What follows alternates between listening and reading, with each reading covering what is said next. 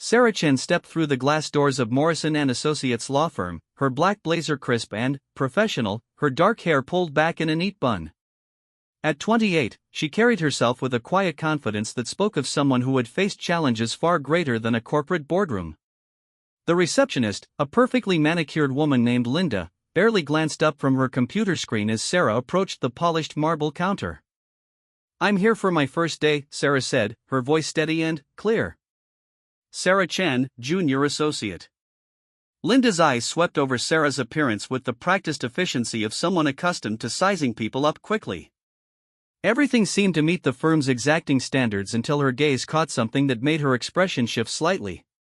There, just visible above the collar of Sarah's blazer, was the edge of what appeared to be a tattoo.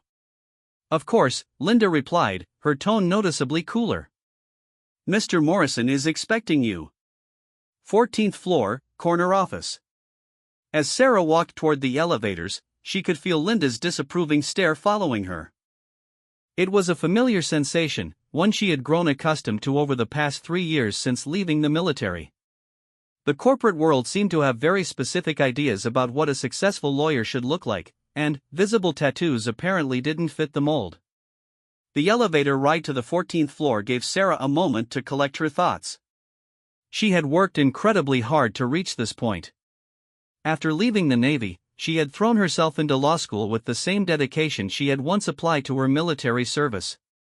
Graduating at the top of her class, she had earned this position at one of the city's most prestigious firms.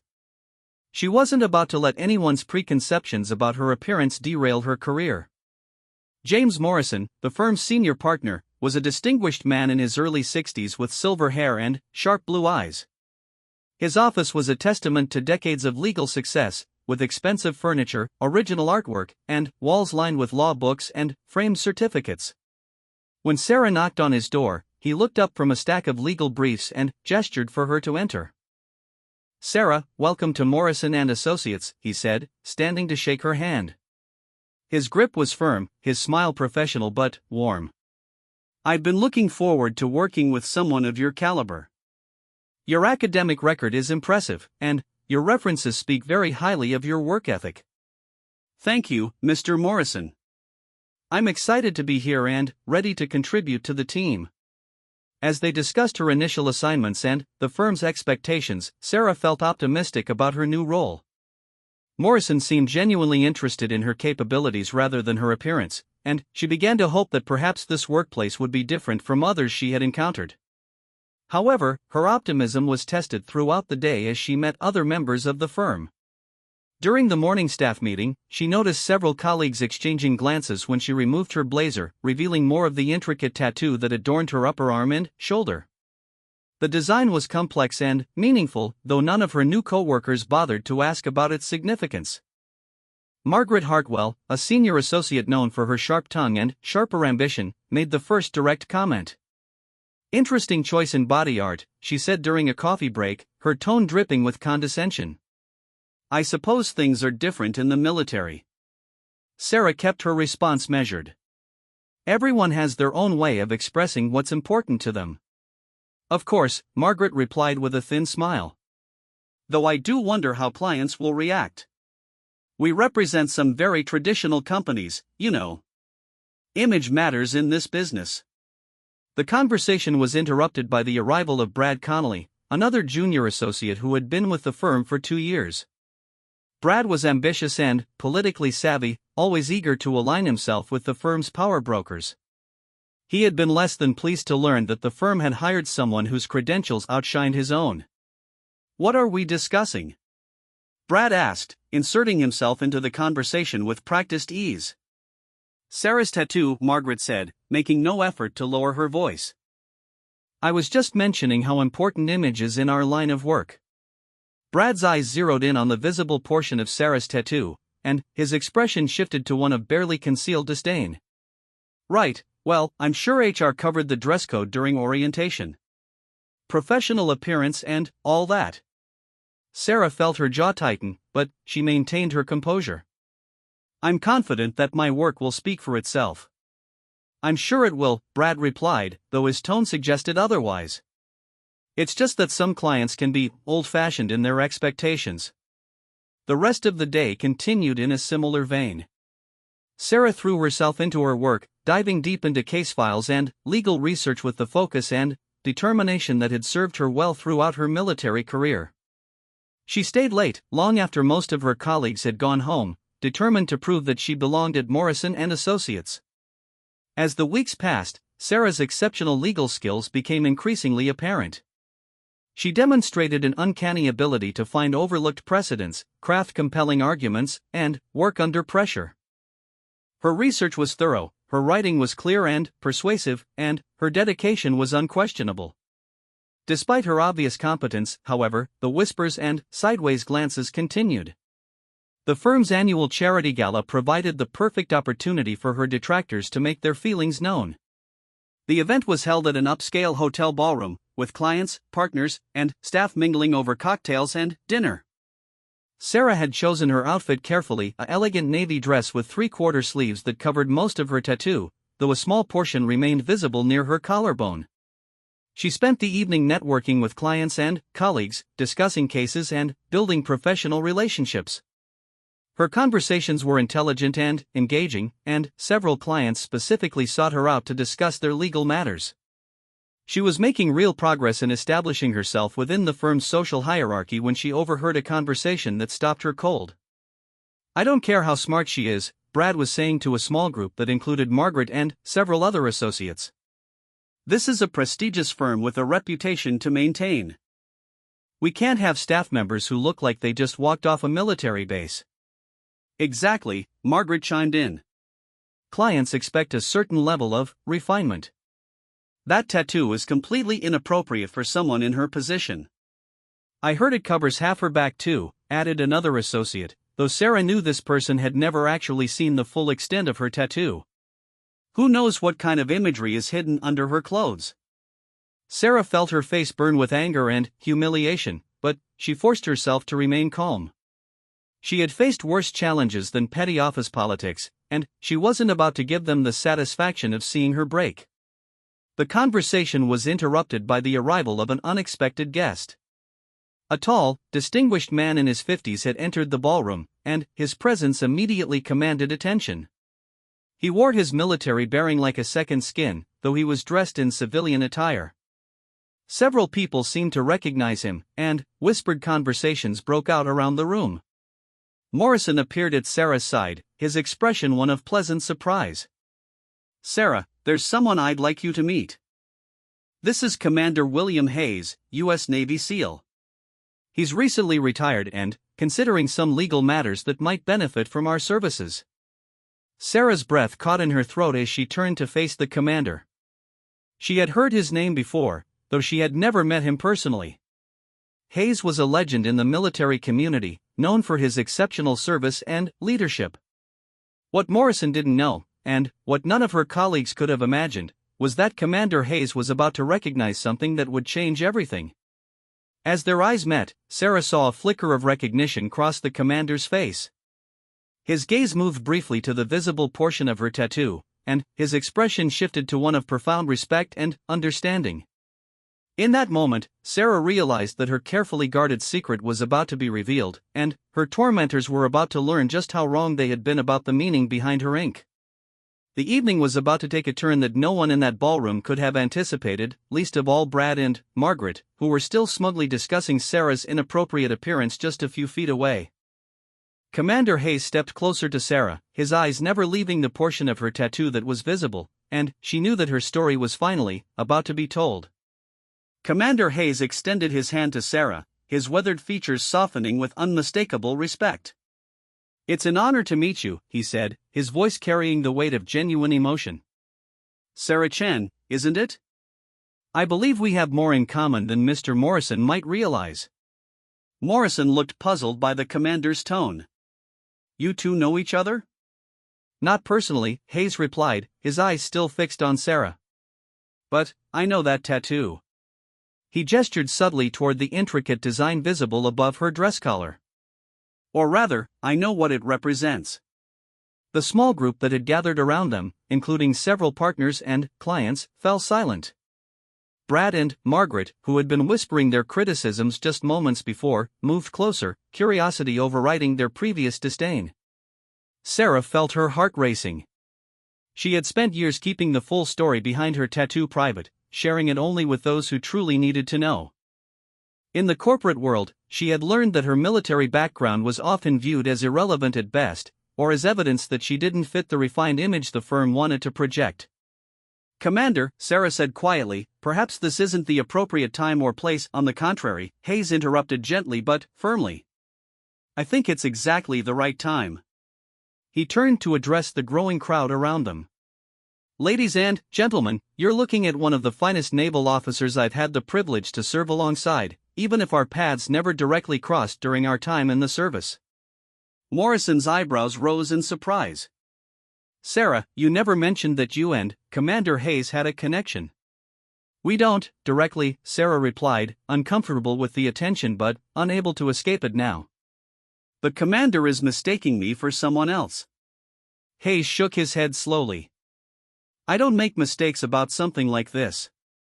He pointed to the visible portion of her tattoo. "That's not just any design. Those are coordinates, aren't they? Specific coordinates that mark a place where extraordinary courage was displayed." The room had gone completely quiet now. Even the servers had stopped moving, sensing the gravity of the moment unfolding before them. Sarah's composure finally cracked slightly. "Commander, please, 28 degrees 17 minutes north, 68 degrees 25 minutes east," Hayes said quietly, but loud enough for everyone nearby to hear. "Afghanistan, 2019. Those are the coordinates tattooed on your shoulder, aren't they?" The color drained from Sarah's face. Those coordinates had never been made public. They represented a classified location where a mission had gone terribly wrong, and where lives had been lost and saved in equal measure. The fact that Commander Hayes knew them meant only one thing. "You were there," Sarah whispered. "I was in command of the operation," Hayes confirmed. "And I've been trying to track down the medical officer who saved 3 of my men that day." Lieutenant Sarah Chen, Navy Medical Corps. The woman who stayed behind to treat the wounded while under heavy fire. The woman who refused evacuation until every single person was accounted for. The revelation hit the assembled crowd like a physical blow. Morrison stared at Sarah with new eyes, while Brad and Margaret looked as though they had swallowed something bitter. The clients who had been listening exchanged glances of surprise and growing respect. "You have those coordinates tattooed on your body," Hayes continued, his voice growing stronger, "along with something else, isn't there? The names of the men who didn't make it home." Sarah's eyes filled with tears, but her voice remained steady. "It seemed like the right thing to do. To carry them with me." "What my colleagues don't understand," Sarah said, addressing the room but looking directly at Brad and Margaret, "is that this isn't just a tattoo. It's a memorial. Those coordinates mark the place where I learned what it truly means to serve something greater than yourself." Hayes nodded solemnly. "Would you mind if I told them what happened that day? I think they should know." Sarah looked around the room at the faces staring back at her. Some showed curiosity, others embarrassment, and a few displayed the dawning realization that they had gravely misjudged her. After a moment, she nodded. "We were conducting a medical evacuation," Hayes began, his voice taking on the cadence of someone accustomed to briefing rooms and military protocol. A forward operating base had taken heavy casualties from a coordinated attack. Lieutenant Chen was part of the medical team dispatched to provide immediate care and facilitate evacuation of the wounded. He paused, gathering his thoughts. What was supposed to be a routine medevac turned into a nightmare when we came under intense enemy fire during the extraction. Our helicopter took multiple hits and was forced to make an emergency landing in hostile territory. Morrison leaned forward, completely absorbed in the story. The legal brief he had been reviewing earlier was forgotten, replaced by something far more compelling than any case file. "We had 3 critically wounded soldiers who couldn't be moved without immediate medical intervention," Hayes continued. "The enemy forces were closing in, and we had minutes before they would overrun our position. The decision was made to evacuate the walking wounded first and return for the others." Sarah's hands clenched involuntarily at her sides as the memories flooded back. The sound of gunfire, the smell of smoke and blood, the weight of responsibility for lives hanging in the balance. Lieutenant Chen refused to leave, Hayes said, his voice filled with admiration. Despite direct orders to evacuate with the first group, she stayed behind with the 3 men who couldn't be moved. She performed battlefield surgery under fire, using nothing but her medical kit and whatever supplies she could salvage from our damaged equipment. The room was completely silent now. Even the ambient noise from the rest of the gala seemed to have faded away. For 47 minutes, Hayes continued, she worked to stabilize those men while enemy fighters closed in on their position. She performed procedures that should have required a full surgical suite, using her own body to shield her patients from incoming fire. Margaret Hartwell, who had been so quick to criticize Sarah's appearance earlier, looked like she wanted to disappear into the floor. Brad had gone pale, his earlier smugness replaced by obvious discomfort. When our backup finally arrived, Hayes said, we found Lieutenant Chen still working, still fighting to keep those men alive. She had been wounded herself, shrapnel from a grenade that exploded nearby, but she hadn't stopped working. He turned to Sarah with unmistakable pride. All 3 men survived. They're alive today because of her skill, her courage, and her refusal to abandon them when things got difficult. Sarah wiped away a tear that had escaped despite her best efforts to maintain control. They were my responsibility, she said simply. You don't leave people behind. The Navy Cross, Hayes said to the assembled group. That's the decoration Lieutenant Chen received for her actions that day. It's the Navy's 2nd highest award for combat valor, and she earned every bit of it. Morrison stepped forward, his expression one of profound respect and not a small amount of embarrassment. Sarah, why didn't you tell us about your service record? About your decorations? Because in my experience, Sarah replied, her voice steady now, people in the corporate world often view military service as something to move past, not something to celebrate. I learned early on that talking about my time in the Navy made people uncomfortable, so I stopped mentioning it. But, your tattoo, Brad said weakly, clearly struggling to reconcile his earlier judgment with this new information. We thought. You thought what? Sarah asked, turning to face him directly. That it was some kind of gang symbol? A sign of poor judgment? You never bothered to ask what it meant. Hayes stepped closer to Sarah. Would you mind showing them the rest? I think they deserve to understand the full scope of what they've been criticizing. Sarah hesitated for a moment, then slowly removed her blazer. As she turned slightly, the full extent of her tattoo became visible to the group. The coordinates that Hayes had mentioned were indeed there, rendered in precise military notation. Below them, in elegant script, were 3 names, David Rodriguez, Marcus Thompson, and James Wilson. But it was the centerpiece of the design that truly took everyone's breath away. Incorporated into the flowing lines and subtle shading was the image of a medical caduceus intertwined with a Navy anchor, surrounded by what appeared to be coordinates and dates that clearly marked significant events in her military career. Those aren't just names, Hayes explained to the silent audience. Those are the men she saved that day. And the other dates and coordinates you see there? Each one represents a mission where she risked her life to save others. 7 deployments, 43 successful medical evacuations, and countless lives saved. The silence stretched on for what felt like an eternity. Finally, Morrison spoke up. Sarah, I owe you an apology. We all do. He looked around the room at his employees and partners.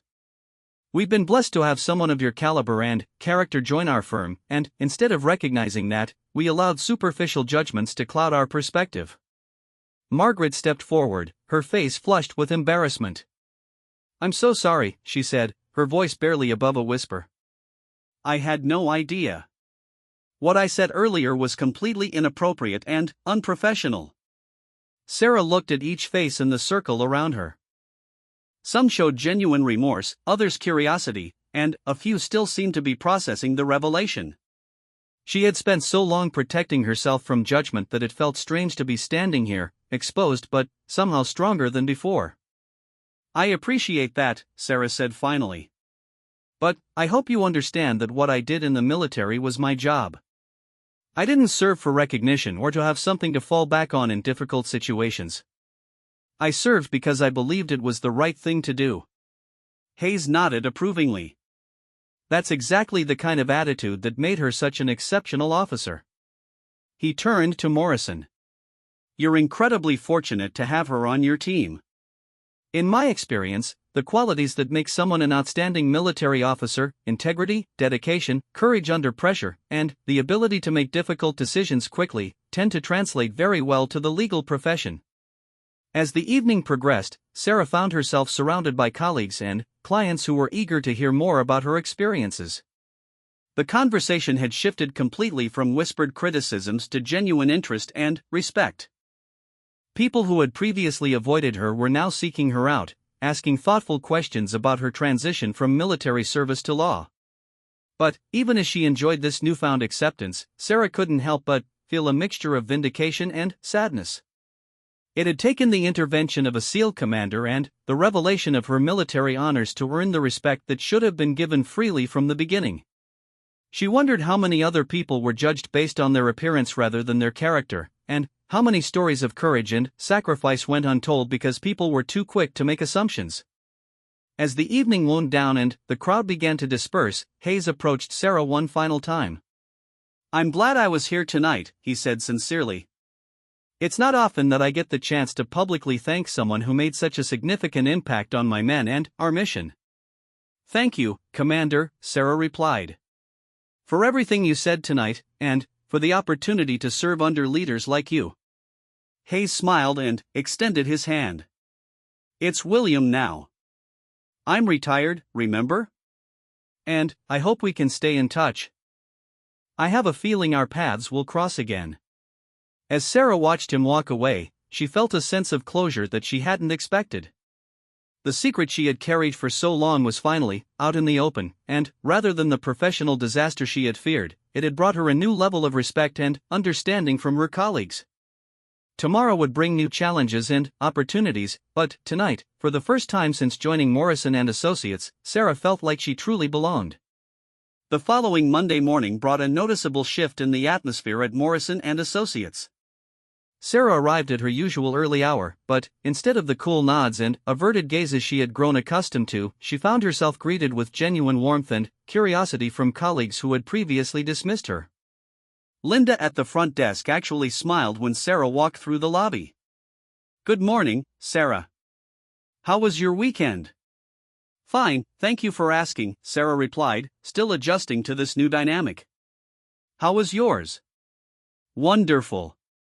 I actually wanted to ask you something, if you don't mind." Linda leaned forward conspiratorially. "My nephew is thinking about joining the Navy. Would you mind if I gave him your email? He has so many questions about military life, and I think hearing from someone like you would be incredibly helpful." It was a small gesture, but it represented a fundamental shift in how her colleagues viewed her. Where once they had seen someone who didn't fit their idea of professional success, they now saw someone whose experience and perspective could be valuable. The change was even more pronounced when Sarah attended the weekly staff meeting. Morrison called her to the front of the conference room, something that had never happened before. "I want to take a moment to address something important," he began, his voice carrying the authority of someone who had led the firm for over 2 decades. "This weekend's events have given us all an opportunity to reflect on our assumptions and biases. Sarah, would you be willing to share some thoughts about your transition from military service to civilian legal practice?" Sarah felt all eyes in the room turn toward her.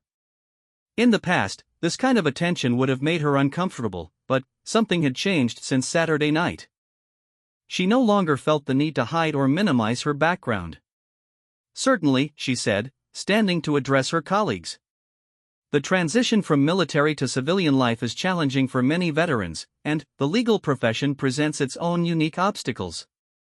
One of the biggest hurdles is the assumption that military experience isn't relevant to civilian success." She paused, gathering her thoughts. "In the military, you're trained to make life-and-death decisions under extreme pressure. You learn to work as part of a team where failure isn't just disappointing, it can be catastrophic. You develop a sense of responsibility that extends beyond your own career advancement to the welfare of those around you. Margaret Hartwell, who had been so critical just days before, raised her hand. How do those skills translate to legal work? In more ways than you might expect, Sarah replied. Legal practice often involves high-stakes situations where careful analysis and quick decision-making can determine someone's future. Whether you're negotiating a contract that could make or break a business, or defending someone's freedom in a criminal case, the ability to remain calm under pressure and think strategically is essential. Brad, who had been notably quiet since Saturday's revelation, spoke up. I have to admit, I never thought about military experience in those terms. I guess I always assumed it was just different. Sarah nodded understandingly. That's a common misconception. Military service teaches you to see beyond surface appearances and focus on substance. It teaches you to value diversity of thought and experience, because in combat situations, survival often depends on having team members with different perspectives and skills. Morrison stepped forward. Speaking of diverse perspectives, I've been thinking about ways we can better leverage Sarah's unique background. Sarah, how would you feel about leading a new initiative to expand our services to veteran-owned businesses and military families? The offer caught Sarah off guard. It was exactly the kind of opportunity she had hoped for when she joined the firm, a chance to make a meaningful impact while building her career. I would be very interested in that, she said. There's a significant need for legal services in the veteran community, and many military families struggle to find attorneys who understand their unique circumstances. Excellent. Let's schedule a meeting this week to discuss the details. As the meeting concluded and colleagues began filing out, several people approached Sarah with questions and comments. She found herself in conversations that went far beyond polite small talk, engaging in substantive discussions about law, military experience, and the challenges of career transitions. Dr. Patricia Williams, one of the firm's senior partners who specialized in employment law, lingered after the others had left. Sarah, I wanted to apologize for my behavior over the past few weeks. I realize now that I made some unfair assumptions about you based on your appearance rather than your qualifications. Thank you for saying that, Sarah replied. I appreciate your honesty. I was wondering if you might be willing to speak at a conference I'm organizing next month. It's focused on diversity and inclusion in the workplace, and I think your perspective on overcoming bias would be incredibly valuable. Sarah considered the opportunity. A few months ago, she would have declined, preferring to keep her military background private. But Saturday night had shown her the power of sharing her story. I'd be honored to participate. Over the following weeks, Sarah threw herself into developing the Veteran Services Initiative with the same intensity she had once applied to combat medicine.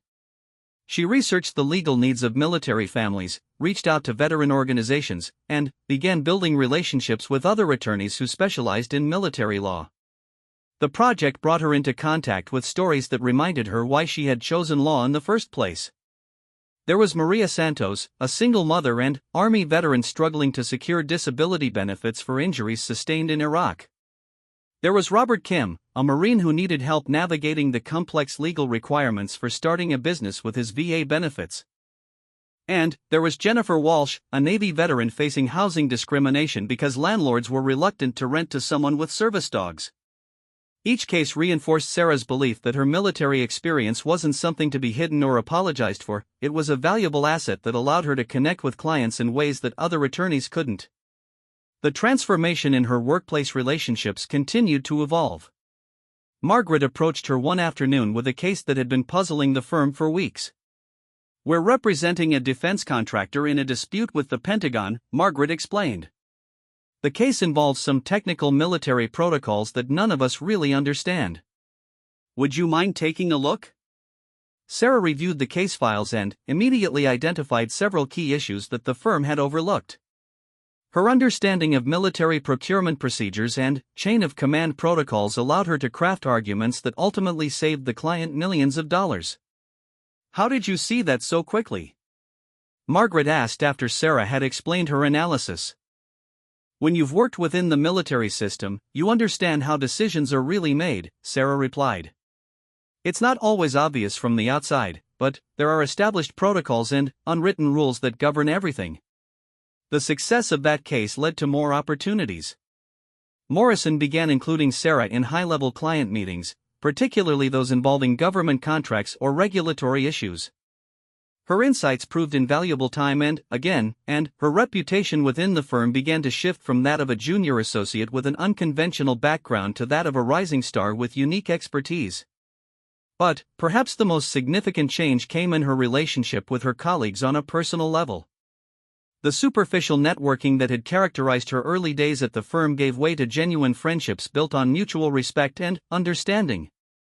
Brad, who had been one of her harshest critics, approached her after a particularly successful client presentation. "I owe you an apology," he said. "Not just for what I said at the gala, but for my attitude in general. I was threatened by your qualifications, and I let that turn into something ugly." Sarah appreciated his honesty. "We all make mistakes. What matters is what we do going forward. I was wondering if you might be willing to grab coffee sometime. I'd like to hear more about your experiences, and maybe learn something about leadership from someone who's actually led in life or death situations." The invitation surprised Sarah, but she recognized it as a genuine attempt to build a better working relationship. "I'd like that." Their conversation over coffee revealed depths to Brad that Sarah hadn't suspected. He talked about his own insecurities and the pressure he felt to succeed in a competitive environment. Sarah shared some of the leadership lessons she had learned in the military, particularly the importance of supporting your team members rather than competing with them. "In combat," she explained, "individual glory means nothing if the mission fails. You succeed or fail as a team, and the best leaders understand that their job is to make everyone around them more effective." "That's completely different from how I was taught to think about career advancement," Brad admitted. "I was always told it was about standing out from the crowd, making sure your accomplishments were visible to the people who mattered." "There's nothing wrong with ambition," Sarah said. "But sustainable success comes from building others up, not tearing them down. When your colleagues trust you to have their back, they're more likely to support your advancement rather than working against it." The lesson seemed to resonate with Brad, and, over the following weeks, Sarah noticed a change in his approach to office politics. He began collaborating more effectively with other associates and seemed less focused on undermining his colleagues. The Veteran Services Initiative began to gain traction, attracting attention from both the legal community and veteran organizations. Sarah found herself invited to speak at conferences and seminars, sharing her insights about the intersection of military experience and legal practice. One particularly memorable speaking engagement was at a law school career fair, where she addressed students who were veterans or military spouses. Many of them expressed the same concerns she had felt when making her own career transition, worries about whether their military background would be seen as an asset or a liability in civilian legal practice. "Your service is not something to apologize for or hide," she told the audience. "It's something that sets you apart in the best possible way. The skills you developed in the military, leadership, integrity, the ability to perform under pressure, these are exactly what the legal profession needs." After her presentation, a young woman approached her with tears in her eyes. "Thank you," she said. "I've been thinking about covering up my military tattoos before I start interviewing for jobs. After hearing you speak, I realized that would be a mistake." Sarah smiled, remembering her own struggles with the same decision. "Your tattoos tell your story. Don't let anyone make you ashamed of that story." The encounter reinforced Sarah's growing understanding that her experience at Morrison & Associates wasn't just about her own career, it was about changing perceptions and creating opportunities for other veterans in the legal profession.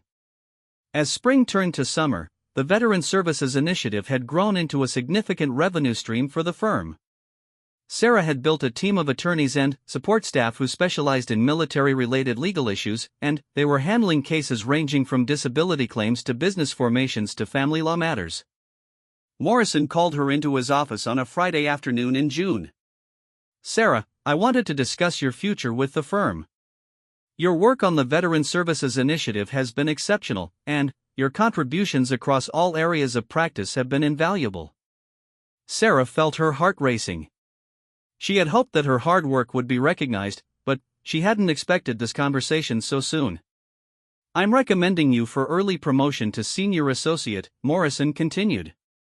"Normally, we would wait another year, but your impact has been so significant that the partners have unanimously agreed to accelerate your advancement." The promotion was everything Sarah had worked toward, but it also represented something more profound. It was validation that her military background wasn't a limitation to overcome, but a strength to leverage.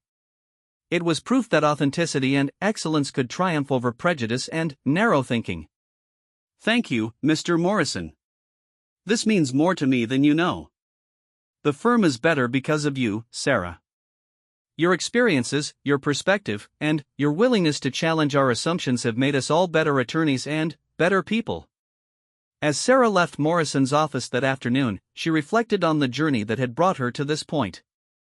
The tattoo that had once been a source of whispered criticism had become a symbol of honor and sacrifice that her colleagues now understood and respected.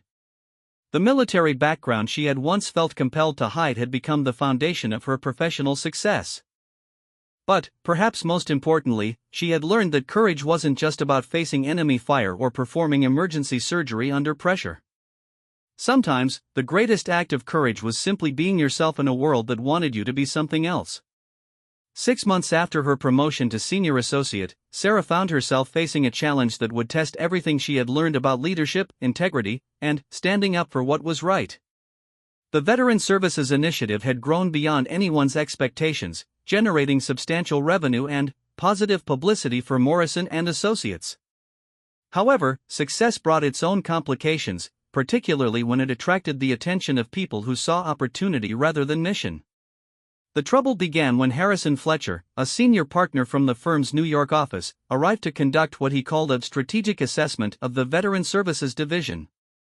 Fletcher was known throughout the firm as a brilliant attorney and a ruthless businessman who viewed every case through the lens of profitability rather than justice. His presence at the Los Angeles office, sometimes the most profound truths are hidden in plain sight, etched into our skin like silent prayers waiting for the right moment to be heard.